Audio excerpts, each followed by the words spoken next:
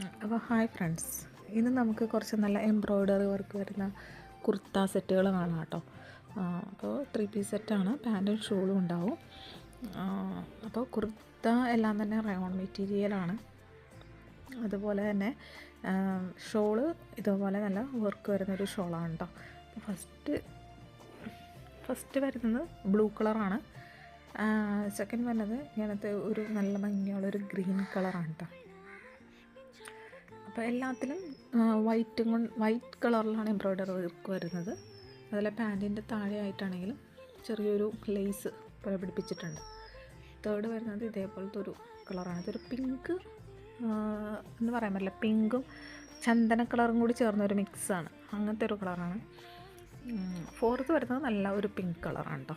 അപ്പോൾ തേർഡ് വരുന്നത് ശരിക്കും ഒരു പീച്ച് കളർ എന്ന് പറയാം, അതേപോലത്തെ ഒരു കളറാണ്.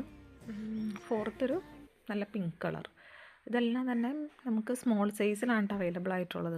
ഇതിൽ സൈസ് ചെയ്തേക്കുന്നത് ലാർജ് എന്നൊക്കെ ആണെങ്കിലും, പക്ഷേ സ്മോൾക്കാർക്കായിരിക്കും കുറച്ചും കൂടി ആപ്റ്റായിട്ടുണ്ടാവുക.